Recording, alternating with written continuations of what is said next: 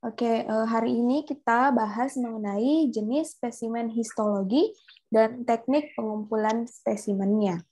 Ya, karena spesimen histologi itu kan sangat banyak dan bervariatif ya. Kita perlu juga tahu jenis-jenisnya itu apa saja dan cara pengumpulannya. Meskipun ini sebenarnya lebih ke kompetensinya dokter patologi, tapi tidak masalah kita mengetahuinya untuk mendukung pekerjaan kita juga sebenarnya. Iya, yang pertama kita mau lihat perbedaan histologi, histopatologi, dan histoteknologi. Kemudian kita mau lihat jenis-jenis spesimen histologi itu apa saja. Oke, setelah mempelajari bab ini, mahasiswa diharapkan dapat mengetahui jenis-jenis spesimen histologi. Nah, mari kita lihat histologi itu sebenarnya apa sih? Ya, jadi histologi itu adalah ilmu yang mempelajari tentang struktur jaringan secara detail menggunakan mikroskop pada sediaan jaringan yang dipotong tipis. Ya, jadi kalau sebelum-sebelumnya pertemuan awal kita itu sudah membahas banyak mengenai sitologi, ya, hari ini kita akan bahas mengenai histologi, kemudian bagaimana teknik pengumpulan sampelnya, sampai teknik pembuatan preparatnya. Oke, jadi histologi itu ilmu mempelajari tentang jaringan ya secara detail. Nah, jaringan di sini yang dimaksud adalah jaringan secara umum, bisa jaringan tumbuhan, jaringan hewan, ataupun jaringan manusia. Intinya histologi itu membahas ketiga makhluk hidup ini. Nah, tentunya sama ya, dia diamati di bawah mikroskop dan dipotong tipis. Nah, bedanya dengan histopatologi apa? Nah, di sini histopatologi itu mengacu pada pemeriksaan biopsi atau spesimen bedah oleh ahli patologi. Nah, jadi bedanya kalau histologi itu dia secara umum membahas juga mengenai tumbuhan dan hewan, kalau histopatologi lebih ke manusianya, ya karena di sini sudah melibatkan ahli patologi anatomi. Jadi manusia di sini. Nah, histopatologi ini menangani spesimen berupa jaringan atau seluruh organ, ya. Oke. Jadi histopatologi ini itu tadi ya berkaitan dengan penyakit. Dan ini penanganannya itu berupa spesimen jaringan atau seluruh organ. Ya, jadi bisa jaringan atau seluruh organnya baik berukuran kecil maupun berukuran besar. Jadi histopatologi di sini tidak mesti kita mengambil sampel biopsi yang kecil, tapi bisa juga yang besar dan juga tidak melulu menggunakan teknologi histoteknologi. Karena di sini histopatologi bisa saja dokternya mengamati jaringan secara utuh, tidak melalui mikroskopik. Nah, tapi di sini bedanya dengan histoteknologi. Histoteknologi di sini sudah masuk pada metodenya, metode pembuatan sediaannya. Ya, jadi histoteknologi itu merupakan suatu metode pembuatan sediaan dari spesimen tertentu melalui rangkaian proses hingga diperoleh suatu preparat histologi yang siap untuk dianalisa. Jadi bisa dibedakan ya. Jadi ini sebenarnya dari besar mengerucut ke yang paling detail, paling kecil ya. Jadi histologi lebih umum, bisa hewan, tumbuhan, dan manusia. Histopatologi masuk ke manusianya ya, organnya bisa besar, bisa kecil. Histoteknologi sudah masuk ke metode pembuatan preparatnya. Oke, sebenarnya ini sering digunakan sih istilah-istilah ini sering disamakan, tapi sebenarnya berbeda. Oke, mari kita lihat jenis-jenis spesimen histologi itu apa saja. Ya, jadi spesimen histologi itu sebenarnya bisa kita peroleh dari seluruh tubuh ya. Seluruh tubuh itu bisa menjadi sampel, bisa menjadi spesimen yang bisa kita amati. Karena bagaimanapun juga seluruh tubuh ini bisa mengalami kelainan ya. Jadi bukan hanya bagian kulit saja, misalkan bagian jantung, hampir seluruh tubuh itu bisa kita ambil jaringannya untuk kita periksa. Oke, yang pertama di sini ada gastrointestinal ya. Gastrointestinal ini berkaitan dengan pencernaan ya, mulai dari mulut sampai di usus. Kemudian ginekologi, ya ginekologi ini berkaitan dengan reproduksi ya. Reproduksi biasanya membahas reproduksi wanita. Kemudian breast ya atau payudara. Kemudian spesimen histologi berikutnya urological ya, yang berkaitan dengan urologi atau reproduksi pria. Head and neck, kepala dan leher. Nah, biasanya ini penggabungannya karena memang berkaitan ya, jadi mungkin tidak bisa dipisahkan. Jadi kalau gangguan di leher, biasanya gangguan di kepala juga. Jadi dia gabung head and neck. Kemudian ada eye, muscle, dan nerve atau mata, otot, dan juga saraf ya, itu bisa menjadi jaringan juga, bisa menjadi sampel. Pelvic dan retroperitoneal ya, ini bagian pelvic, bagian panggul, bisa juga bermasalah di sana, bisa kita ambil sampelnya. Skin atau kulit, kardiotorasik ya, dan vessel, jadi berkaitan dengan jantung dan pembuluh darah. Osteoarticular dan soft tissue, nah ini berkaitan dengan jaringan-jaringan dan juga jaringan tulang dan juga jaringan-jaringan halus. Hematopoietik ya, yang berkaitan dengan darah, dan juga miscellaneous. Jadi kita lihat satu-satu teknik pengumpulan jaringannya ya. Jadi saya lihatkan dulu contoh spesimennya, lalu bagaimana cara kita memperoleh jaringan tersebut atau cara biopsinya itu bagaimana. Oke, yang pertama gastrointestinal. Tapi nanti di sini saya tidak tunjukkan semuanya ya, karena banyak sekali. Hanya beberapa yang penting dan yang mungkin rutin dilakukan di rumah sakit saja yang saya berikan contohnya ya. Oke, yang pertama spesimen gastrointestinal. Kita tahu gastrointestinal itu berkaitan dengan sistem pencernaan. Nah, jadi sistem pencernaan ini bisa saja bermasalah di salah satu organnya. Oleh karena itu, organ-organ tersebut dapat kita peroleh jaringannya. Nah, mulai dari esofagus ya, esofagus itu bagian sini ya, bagian saluran kerongkongan ya. Kemudian ada ini esofagusnya di atas lambung dia, di atas stomach. Kemudian ada stomach atau lambung ya. Jadi semua organ-organ ini bisa kita peroleh sampelnya. Bisa kita ambil jaringannya sedikit di bagian esofagus. Kemudian ada stomach, ada duodenum atau usus 12 jari, di mana dia sekitar sini ya, duodenum. Kemudian small intestine, usus halus, nah ini duodenum tadi ya. Dia di bagian sebelum masuk di usus halus. Jadi sambungan antara lambung dan juga usus halus dia di sini. Kemudian masuk ke usus halus, kemudian kolorektum ya. Kolorektum itu di sini bagian akhir dari usus, dari rektum. Kemudian ada abdominal wall, umbilicus, hernias, omentum, peritoneum, anus. Nah, anus juga bisa menjadi sampel. Appendix. Appendix ini usus buntu ya. Kemudian liver itu hati. Jadi liver ini juga masuk ke gastrointestinal ya, karena memang dia juga terlibat dalam pencernaan. Dia mengeluarkan enzim ya. Kemudian ada gallbladder, ada ampulla of Vater, extrahepatic bile ducts. Pokoknya di bagian-bagian pankreas ini ya, pankreas, empedu. Nah, empedu ini juga dia mengeluarkan enzim pencernaan ya, bisa bermasalah juga. Jadi dokter bisa mengambil jaringannya. Jadi mungkin kita bertanya-tanya ya, bagaimana cara mengambil sampelnya kalau di dalam organ tubuh seperti ini ya, kan pasti sulit. Tentunya melibatkan proses pembedahan. Jadi tidak melulu pembedahan ya, karena proses biopsi itu ada banyak jenisnya. Nanti saya perlihatkan. Nah, ini saya contohkan satu organ dari sistem atau spesimen gastrointestinal ya. Yang pertama saya ingin memperlihatkan liver. Nah, jadi ini cara biopsi liver atau cara pengambilan sampelnya liver. Nah, bisa kita menggunakan needle atau jarum yang besar ya. Jadi kita suntikan di organ heparnya dari luar ya. Kemudian kita ambil sedikit jaringannya. Jadi sedikit saja.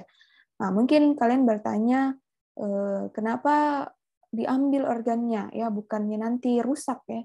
Ya, jadi sebenarnya kalau sedikit saja kita ambil ya organnya tidak akan rusak karena nanti dia akan perbarui lagi. Dia akan tumbuhkan lagi organ yang baru ya. Jadi tidak hilang organnya. Memang hilang tapi akan tumbuh lagi. Jadi ini bisa menggunakan needle, kemudian bisa menggunakan laparoskopik ya. Laparoskopik ini yang menggunakan kamera itu. Jadi nanti kameranya tuh dimasukkan dalam tubuh ya, entah dari dari kulit atau bisa dari hidung, bisa dari mulut, pokoknya yang ada salurannya. Kita masukkan kameranya sampai ke dalam hati. Nanti saya perlihatkan videonya. Kemudian ada yang transjugular. Transjugular ini dia buat kayak saluran ya di kulit. Nah, baru dia masukkan semacam needle halus untuk mengambil sampelnya. Nah, ini contoh liver biopsi atau pengambilan sampel liver atau hati ya. Kita lihat contohnya. Nah, ini ya, ini. Jadi dia itu dari kulit ternyata. Dia kulit untuk mengambil sampel liver. Jadi ini sampel liver ya, yang semacam pita ini. Jadi hanya sedikit saja kita ambil untuk apa ya tentunya mau dianalisis. Ada kelainan apa di livernya. Oke, ini ada videonya.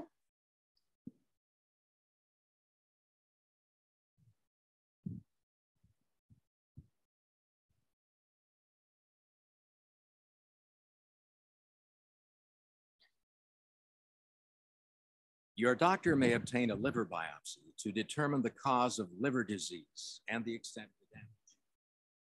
The liver is located in the upper right abdomen. Ya, ini livernya ya. Dia di atas stomach, di atas lambung. Besar dia organ terbesar dalam tubuh. Jadi kita bisa mengetahui penyebab kelainannya.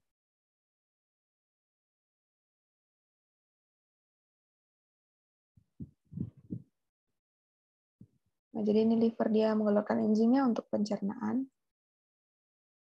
Such as alcohol. A liver biopsy may be ordered to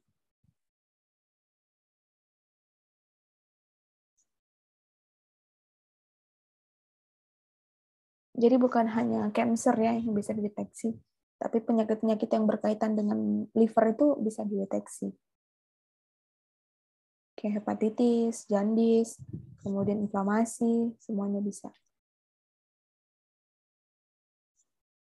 Sirosis hepatitis juga bisa, hepatitis yang berkaitan dengan virus, semuanya bisa kita ketahui.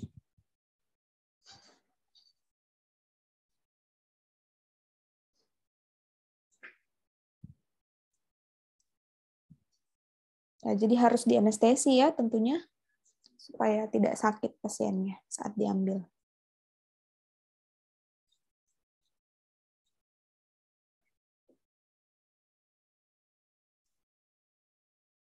Ya, jadi harus berhati-hati ya. Jangan sampai organ lain yang kita tusuk dekat banget sama ini, empedunya, gallbladder-nya. Jadi biasanya dokter membutuhkan alat bantu ya, seperti alat ultrasound gitu untuk mendeteksi lokasi liver. Nah ini dia mulai menusuk ya.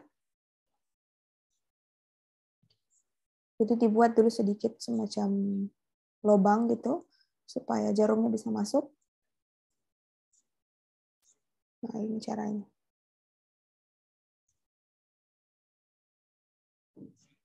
Nah dia tusuk organ hatinya baru diambil sedikit.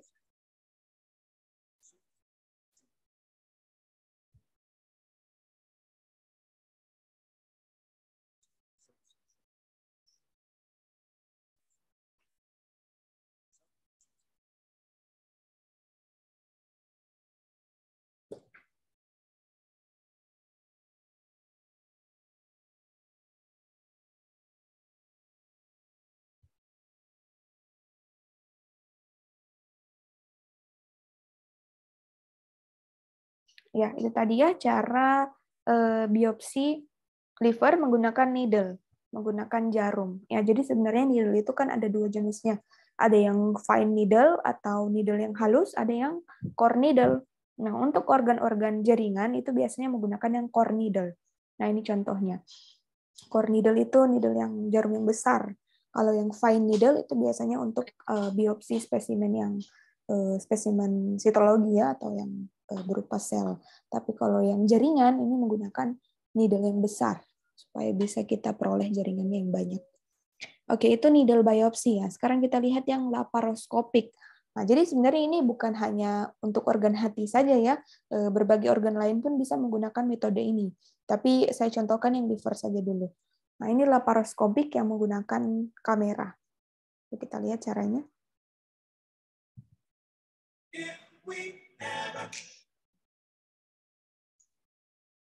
Nah, ini.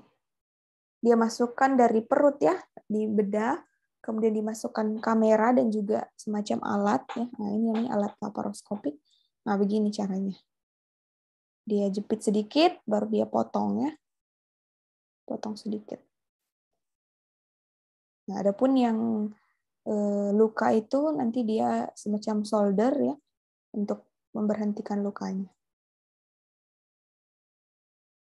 Nah, itu ya. Kayak pisau dia tuh alatnya. Mungkin kita sudah sering lihat juga di film-film ya. Kayak gini contohnya. Tapi ini nyata ya, nyata organ hati yang diambil. Kalau yang nggak kuat bisa di skip aja ya. Tapi tidak merasakan sakit pasiennya karena kan sudah di anestesi.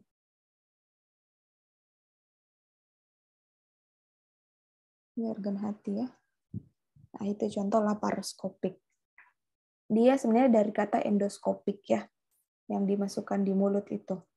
Nah, laparoskopik ini karena dia melibatkan itu alat untuk mengambil jaringannya tadi. Nah, itu laparoskopik. Sekarang kita lihat yang transjugular. Nah, transjugular ini memasukkan alat seperti semacam kabel ya, tapi kabelnya itu ada rongganya, jadi nanti bisa masuk dia punya semacam jarum kecil. Jadi dia tidak terlalu besar sampelnya. Contohnya seperti ini. Transjugular liver access.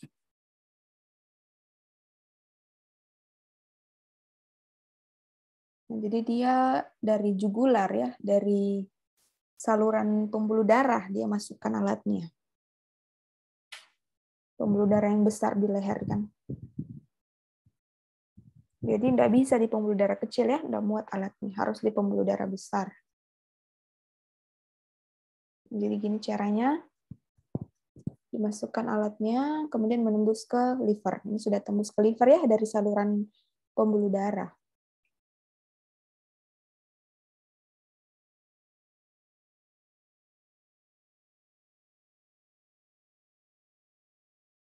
Lalu dimasukkan dia punya needle.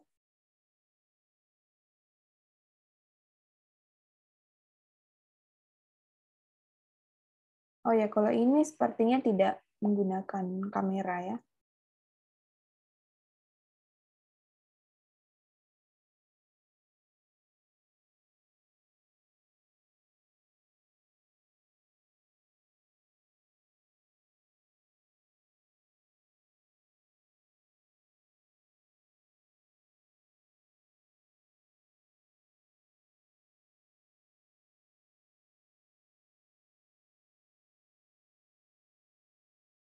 Nanti dia mau tembus ini pembuluh darah.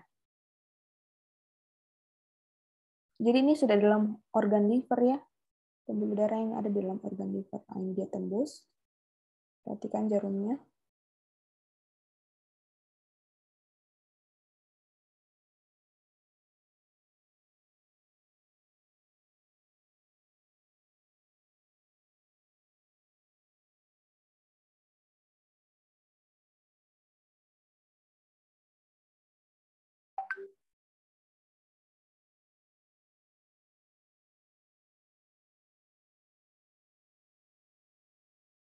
Kayak gini ya. Jadi jaringannya kurang lebih seperti ini pada saat diambil. Jadi hanya kecil saja. Ya, itu mengenai transjugular. Oke, kita lihat dulu jenis spesimen berikutnya, yaitu jenis spesimen gynecological, ya, atau yang berkaitan dengan sistem reproduksi wanita. Nah, di sini yang bisa kita peroleh tentu bisa ovari ya, ovari atau indung telurnya atau jaringan penghasil telur di sini, karena ini juga sering mengalami kelainan ya, bisa kanker ovari atau infeksi ovari dan lain-lain. Jadi bisa kita peroleh sampelnya di sini. Kemudian ada tuba fallopi atau fallopian tube. Nah, di sini ini merupakan saluran sel telur untuk bermigrasi ke uterus. Jadi salurannya di sini, tempat pertemuan sel telur dan sperma juga di sini ya, pada saat masa subur. Kemudian ada uterus ya atau rahim. Nah, di sini juga banyak sekali kelainannya, bisa kanker uterus, kemudian endometriosis dan lain-lain. Nah, ini bisa kita peroleh sampelnya juga. Ada serviks. Nah, ini yang paling sering mengalami masalah ya, terutama kanker serviks. Nah, ini sudah menjadi masalah global juga. Makanya sekarang menjadi program pemerintah. Nah, serviks itu di bagian sini, di bagian bawah uterus. Bagian sini ya. Nah, dari sini sampai sini. Kemudian ada vagina ya. Kemudian vulva. Vulva itu di bagian lebih luar lagi, dan juga plasenta. Nah, ini kalau misalkan lagi hamil ya, plasentanya bisa kita peroleh juga untuk diperiksa. Ada kelainan apa? Nah, saya contohkan di sini yang biopsi serviks saja ya. Nah, jadi untuk pengambilan sampel atau jaringan serviks itu kalau kemarin kan kita pelajari sitologinya ya. Sitologinya tuh hanya mengambil di kulit-kulit luar saja, tapi kalau kita sudah mau mempelajari jaringannya atau histologinya, nah ini tentunya jaringannya harus kita ambil sedikit. Nah, yang pertama ada punch biopsi. Punch biopsi ini mirip tadi yang laparoskopi ya, tapi ini tidak menggunakan kamera, langsung diambil jaringannya menggunakan semacam alat yang panas gitu ya, supaya bisa terbelah dia punya jaringan sedikit di sini. Kemudian ada yang cone biopsi. Nah, ini cone biopsi agak lebih dalam dia punya jaringan. Jadi dibelahnya itu seperti ini, kayak kerucut gitu ya. Ada yang endocervical curettage. Nah, ini dia pakai kuret ya. Jadi dia ambilnya itu nanti pakai semacam brush yang bisa menguret sedikit jaringannya untuk diperiksa, diambil. Oke, saya lihatkan yang punch biopsi. Ini contoh punch biopsi ya. Sebelumnya saya ingatkan kalau yang tidak mau lihat juga tidak masalah. Ini hanya pembelajaran ya.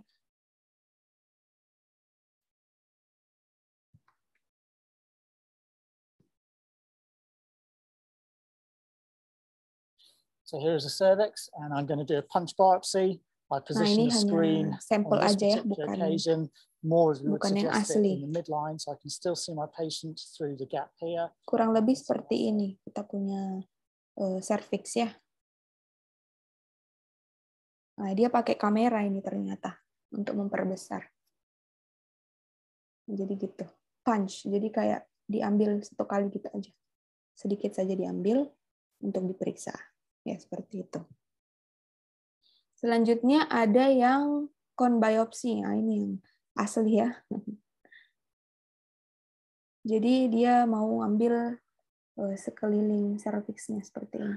In this video, we'll be describing the procedure for a cone biopsy of cervix. Cone biopsy is typically indicated. Nah, itu cervixnya ya.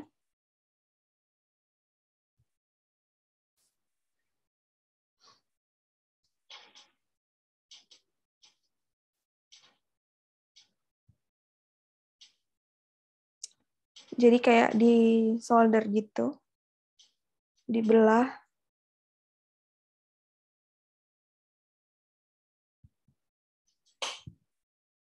Karena mungkin ini banyak yang bermasalah jaringannya, atau biasanya juga karena tumor, mau dilepaskan tumornya juga begini caranya.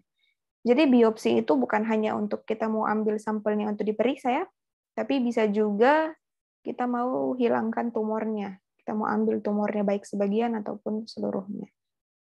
Nah, ini sudah tumor sebenarnya ini, atau cancer.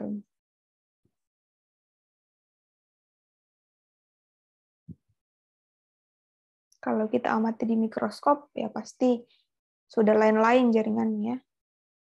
Sudah banyak sel-sel muda di sana yang tumbuh.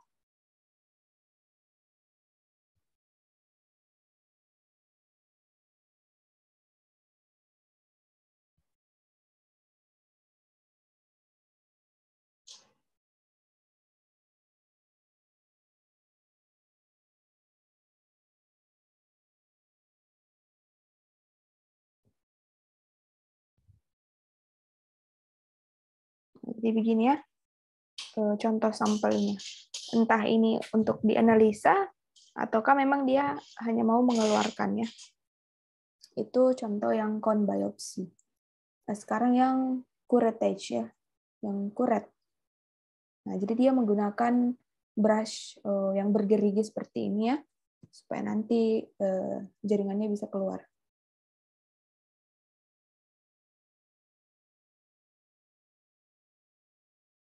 Nah, ini contoh cervixnya. Mirip sebenarnya yang pap smear ya, cuma dia brushnya beda.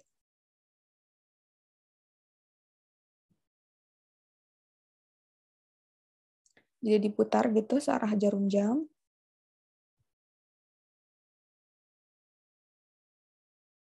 Nah, nanti didapat ya sampelnya. Langsung dimasukkan ke dalam larutan fiksatif. Nah, kita lihat yang breast, spesimen breast. Nah, ini juga bisa menggunakan alat bantu ultrasound ya untuk menemukan titik kankernya atau titik tumornya. Jadi kalau tidak menggunakan ini biasanya agak kesulitan dokter ya. Nah, jadi ini ada 3 metode biopsi untuk breast. Ya, bisa menggunakan FNAC atau FNAB, fine needle.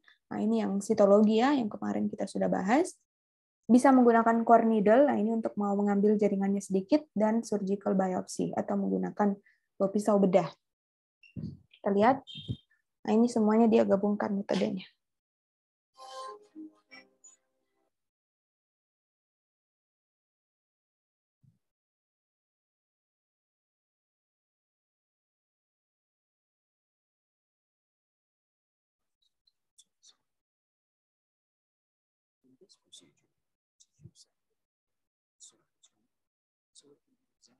Nah, itu yang bagian kelainannya ya, bagian tumornya.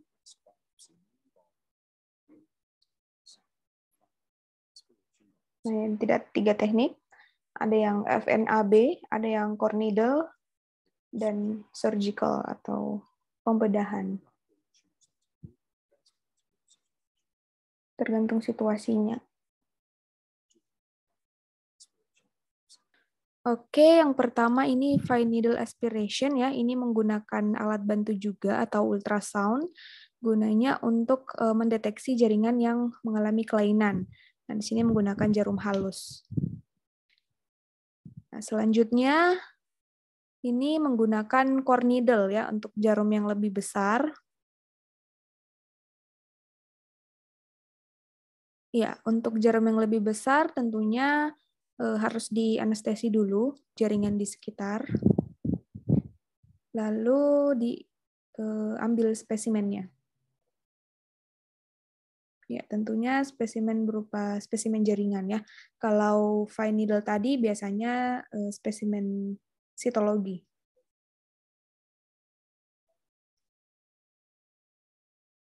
Ya, biasanya menggunakan ultrasound juga ya untuk menunjukkan lokasi jaringannya.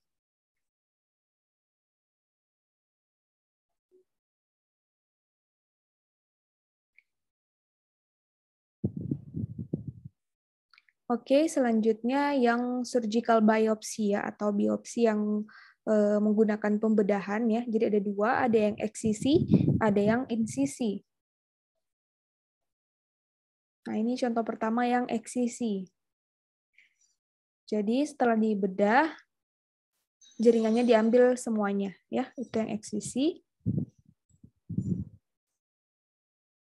Adapun yang insisi, ini biasanya hanya mengambil sebagian saja jaringan untuk kemudian diperiksa di laboratorium.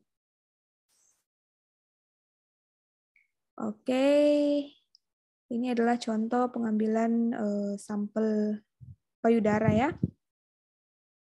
Nah, selanjutnya spesimen urological atau spesimen yang berkaitan dengan reproduksi pria ya, mulai dari ginjal, ureter atau saluran kencingnya, di bladder atau penampungan urinnya, kemudian ada prostat, ya, ada rektum, intinya semua yang berkaitan dengan reproduksi pria dan yang bisa terkena masalah atau gangguan.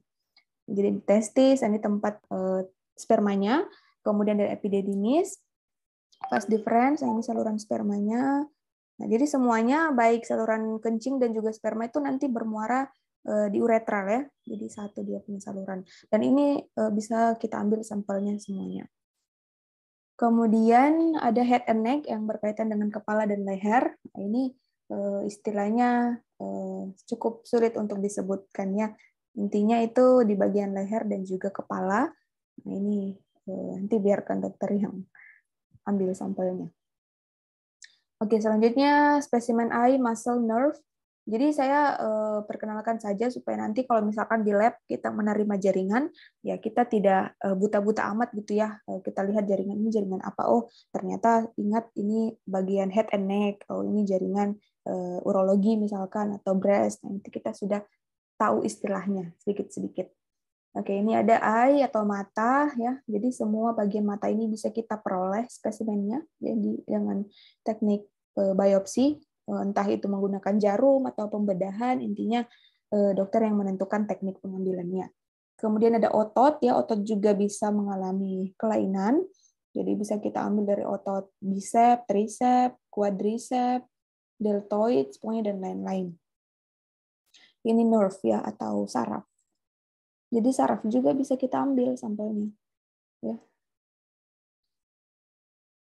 Selanjutnya pelvic dan retroperitoneal, ini bagian pelvic berkaitan dengan wanita. Sebenarnya pria juga bisa, tapi kebanyakan wanita yang mengalami masalah ini. Ya, jadi bisa diambil semua bagian-bagiannya ya. Skin atau kulit, ya. Ini ada banyak sekali ya bagian-bagian kulit yang bisa kita peroleh jaringannya. Kardiotorasik dan vessel, ya, jantung dan pembuluh darah. Ada juga di sana paru-paru. Jadi ini satu rangkaian yang berkaitan. Jadi bisa kita ambil bagian jantungnya, kemudian atau paru-parunya, dan bagian-bagiannya. Intinya di lokasi yang ada masalahnya yang diambil sampelnya. Osteoartikular berkaitan dengan tulang dan juga joint atau engselnya ya di sini. Kemudian soft tissue dan jaringan-jaringan halus sekitarnya.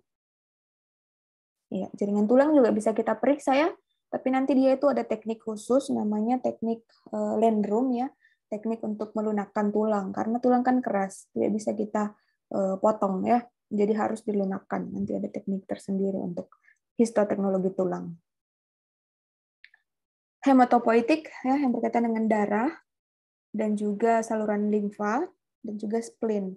Nah, ini dia berkaitan dengan tempat-tempat darah berada atau sistem imun atau sel darah putih. Jadi bisa di thymus, ada lymphatic system. Nah, ini juga sering bermasalah ya, kanker limfa atau limfadenopati atau biasa orang sebut kanker Hodgkin, non-Hodgkin ya, itu semuanya berkaitan dengan kanker limfa. Kemudian spleen, nah ini tempat produksi sistem imun juga bisa bermasalah. Dan sumsum tulang ya, sumsum tulang ini bisa kita ambil juga sampelnya karena di sini banyak darah di sana, tempat produksinya darah. Oke, sampai sini dulu yang berkaitan dengan jenis spesimen dan juga teknik pengumpulannya. Sampai sini ada pertanyaan mengenai teknik pengumpulan sampel ya. Intinya kita tahu bahwa sebelum dilakukan histoteknik, sebelum dilakukan atau di proses itu jaringannya, ada namanya proses biopsi, proses pengambilan jaringan dari tubuh yang bermasalah. Biopsi ini juga ada banyak cara pengambilannya dan organ-organ yang dituju pun juga beragam, ada banyak sekali jenisnya. Sampai sini ada pertanyaan? Ya, Ibu, maaf Ibu. Ya. Saya mau bertanya, Bu. Ya, apa itu? Ya, tapi mohon maaf Ibu kalau sekiranya pertanyaan saya melenceng dari materi. Ini Bu, saya tanyakan mengenai pelajaran hari ini tentang histologi, yang mempelajari bagaimana kita bisa mengenal suatu penyakit kanker. Kebetulan Bu, tempo hari almarhum bapak saya ternyata didiagnosa kanker paru, Ibu. Dan ternyata bapak saya setelah sakit lalu dirujuk dan diperiksa di rumah sakit Primaya, ternyata bapak saya sudah pada stadium 4 katanya. Kanker parunya ya? Iya, kanker parunya. Dan ternyata sempat menjalani pengobatan selama 4 bulan. Lalu ya akhirnya lebih disayang Tuhan, Bu, begitu. Lalu yang menjadi pertanyaan saya kira-kira apakah penyakit kanker itu bisa menularkan ke gen seperti penyakit DM atau bagaimana itu, Ibu, bagi kami ini keturunannya. Terima kasih, Bu. Iya, sebenarnya ini pertanyaan untuk dokter spesialis penyakit dalam ya, atau spesialis kanker. Tapi saya coba jawab sesuai pengetahuan saya. Ya, jadi kanker itu sebenarnya bukan penyakit menular ya, tapi ada beberapa penelitian yang menyebutkan ada beberapa jenis kanker yang bisa diturunkan secara genetik. Tapi ini penurunannya tuh hanya berupa faktor risiko. Jadi di gennya itu ada faktor risiko kanker ya, tapi bukan kankernya. Jadi misalkan mirip-mirip DM ya. Jadi misalkan orang tua kita kanker paru, ya bisa saja kita mempunyai risiko, tapi apakah akan berubah jadi kanker belum tentu. Ya, jadi sebisa mungkin kita hindari dia punya faktor risikonya atau pemicunya. Misalkan banyak ya pemicu-pemicu kanker itu seperti asap rokok ataukah sinar matahari yang terik ya, yang ultraviolet itu, kemudian dari makanan juga pengawet. Nah, itu banyak ya dia punya faktor risiko kanker. Karena sebenarnya penyebab kanker pun sampai saat ini belum ada dokter yang membuktikan penyebab kanker yang pasti itu apa. Tapi untuk faktor risikonya ya sudah banyak dibuktikan ya. Itu tadi seperti yang saya sebutkan. Jadi kalau misalkan sama dengan DM ya, kita memiliki faktor risiko. Jadi kalau misalkan ada orang tua kita yang seperti itu, ya sebisa mungkin faktor risikonya yang kita hindari agar tidak terjadi. Faktor risiko tuh tetap ada. Makanya sekarang kan di Prodia kalau tidak salah itu sudah ada diagnosa untuk deteksi dini risiko kanker ya, sudah ada baru-baru kalau tidak salah itu 2 atau 3 tahun lalu itu dia sudah promosikan untuk pemeriksaan itu. Jadi kita bisa tahu kita ini sebenarnya berisiko untuk penyakit apa. Jadi sebisa mungkin kita hindari untuk penyakit-penyakit tersebut. Sama kayak diabetes ya, itu biasanya kan 6 kali lebih berisiko di turunannya. Tapi kan katanya hanya berisiko, belum tentu menjadi DM.